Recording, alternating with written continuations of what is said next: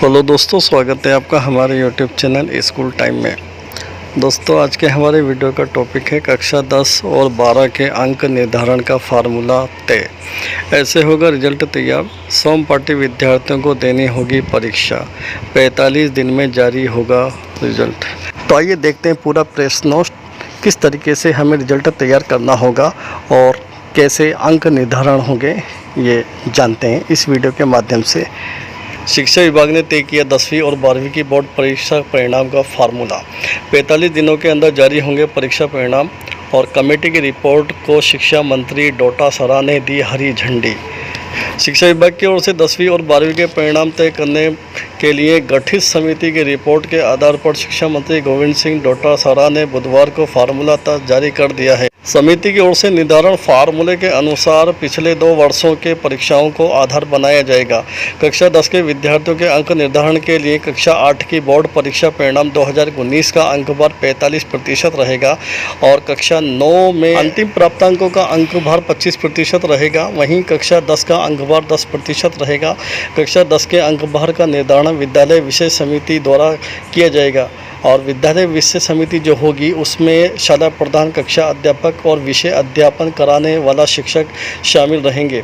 ये समिति वर्तमान सत्र में किए गए विभिन्न डिजिटल नवाचारों जैसे इस्माइल 2, आओ घर से सीखे कक्षा तथा कक्षा शिक्षण में विद्यार्थियों की सतत भागीदारी तथा प्रदर्शन को देखते हुए सत्र पर्यंत किए अवलोकन के आधार पर अंक निर्धारण करेगी। सत्रांक का अंक भार पूर्व के वर्षों के भांति 20% रहेगा। अब इसको समझते हैं। कक्षा 8 के 45% लिए जाएंगे और कक्षा 9 के 25% लिए जाएंगे और कक्षा 10 के 10% लिए जाएंगे और सत्रांक के 20% दिए जाएंगे। तो इस तरीके से टोटल 100 अंक ये पूर्णांक हो जाएंगे। कक्षा 8 का एग्ज़ाम तो बच्चा दे चुका है, लेकिन कक्षा 9 का एग्ज़ाम पिछले सत्र भी नहीं हो पाए थे। इसलिए जो विद्यालय की समिति बनेगी, प्रधानाध्यापक, विषय अध्यापक, कक्षा अध्यापक मिलकर के जो निर्णय लेंगे उसमें से उसको 25% दे दिया जाएगा। इसी तरीके से कक्षा 10 के 10% उसको देने होंगे।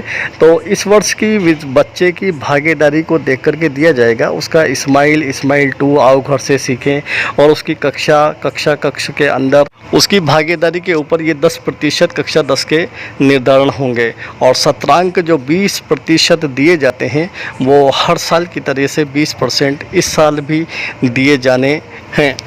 कुल मिलाकर के जो विद्यालय की समिति होगी, अध्यापक की, प्रधानाध्यापक की, क्लास टीचर की और सब्जेक्ट टीचर की, वो मिलकर के बच्चे के रिजल्ट को निर्धारण करेंगे, ये मार्किंग करेंगे। इसी तरीके से कक्षा 12 के विद्यार्थियों के अंक निर्धारण फार्मूले में कक्षा 10 की बोर्ड की परीक्षा के 2019 में प्राप्तांक का अंक भार 40% रहेगा और कक्षा 12 के अंकों का अंक भार 20% रहेगा और कक्षा 12 का अंक भार 20% रहेगा, जिसका निर्धारण विद्यालय विषय समिति द्वारा किया जाएगा।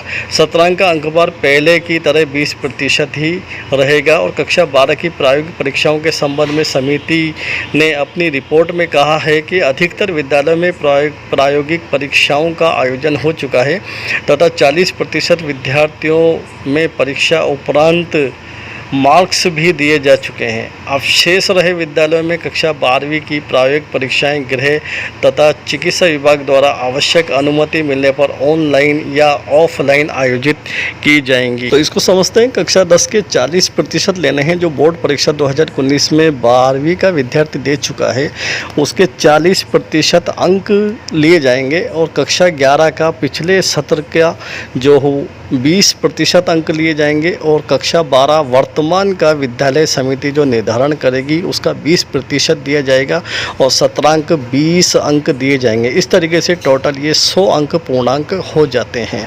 सोम पार्टी विद्यार्थियों को देनी होगी परीक्षा। प्राइवेट विद्यार्थियों या ऐसे विद्यार्थी जिन्होंने श्रेणी सुधार हेतु आवेदन किया है, उन्हें बोर्ड द्वारा अब भी परीक्षा का आयोजन होगा, जब भी परीक्षा का आयोजन होगा तब अवसर दिया जाएगा। समिति की ओर से तय अंक योजना में पूरक आए विद्यार्थियों को पूरक परीक्षा का आयोजन होने पर परीक्षा देनी होगी। यानी प्राइवेट स्टूडेंट्स और जो सप्लीमेंट्री वाले स्टूडेंट्स हैं उनको एग्ज़ाम देना ही होगा। इसी तरीके से परीक्षा से संतुष्ट नहीं हैं, अगर कोई विद्यार्थी परिणाम से संतुष्ट नहीं है तो वो भी परीक्षा दे सकेंगे। प्राप्तांक के असंतुष्ट विद्यार्थी जब बोर्ड द्वारा परीक्षा का आयोजन किया जाएगा तब परीक्षा दे सकेंगे। इस हेतु वैकल्पिक परीक्षा के लिए ऑनलाइन पंजीकरण कराया जाएगा तथा वैकल्पिक परीक्षा के ही अंकों को अंतिम परिणाम के रूप में माना जाएगा। आगे ने इसका कैलेंडर भी जारी किया है। प्रायोगिक परीक्षा आवेदन अनुमोदन 15 दिन के अंदर होगा। सतत स्वमूल्यांकन विद्यालय विकास समिति 2 दिन में करेगी और समिति की ओर से अंक भार देना ये 15 दिन में काम होगा और विद्यालय की ओर से अंक बोर्ड तक पहुंचाना ये 5 दिन में काम होगा और बोर्ड की ओर से स्वमूल्यांकन व अन्य भारांक वाली कक्षाओं के अंक विद्यालय से लेने व मॉड्यूल अपडेट करना ये 15 दिन का इसका समय होगा।